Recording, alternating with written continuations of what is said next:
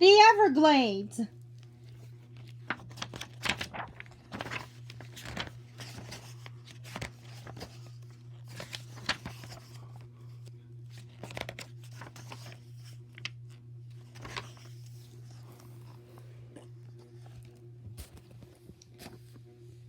The Everglades region of southern Florida, green rectangle above, includes some 13,000 square miles of wilderness, shown in shades of green in the detailed relief map at right.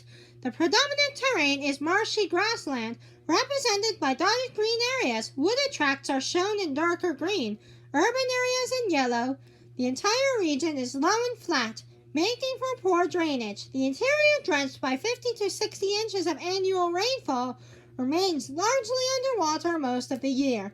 However, the land tilts slightly downward from the region of North Lake Okeechobee, map on page 22. This natural declivity keeps the peninsula draining southward at a rate that has been accelerated by the digging of canals. Straight green lines of Okeechobee and blue lines of the North Lake. Black squares indicate points of special interest. A line of blue dots at the bottom left traces the wilderness waterway, a 100-mile long route for small boats. Red lines mark boundaries of park and wildlife refuges. Black lines mark older roads, including James Road at left and Loop Road Center, traveled by the author. This is the Everglades.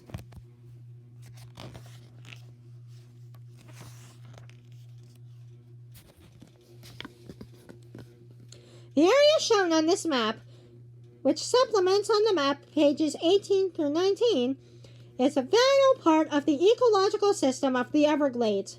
Although it lies to the north of Lake Okeechobee, usually considered the northern boundary of the glades, the waters that feed the Everglades originate just south of Orlando in Kissimmee Valley and collect in Lake Okeechobee, before beginning their slow southward journey to the tip of the peninsula.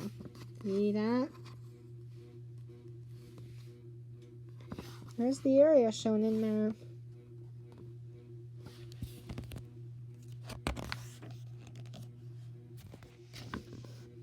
A pair of mosquito fish, the 2-inch long female is much larger than the male, scout the water for a meal. Scientifically known as gambusia, the species was nicknamed for its main food. An adult fish can daily consume its own weight in mosquito larvae.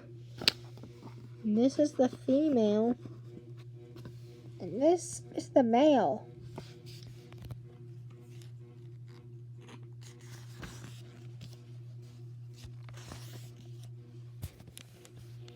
Nearly 4 feet tall, a pair of Maury sandhill cranes, the male's head is brighter red. Survey their nesting area. There's the male's head, as you can see here, it's brighter red. And the females are brown, kind of similar to how the male cardinals are bright red and the females are light brown.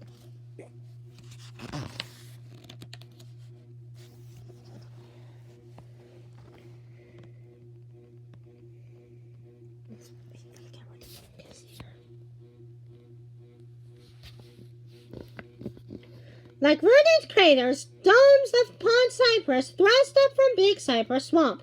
Surrounded by dwarf cypress, the marl soil of the swamp is often less than a foot above bedrock, but in some places the porous limestone base has crumbled, leaving shallow depressions with rich soggy soil which cypresses can root and grow as 100 feet, more than 20 times that of their stunted neighbors. The ponds in the center of the cypress domes are caused by deeper sinkholes in the limestone. See that blue dot right there? That's a sinkhole. Look at these big hills.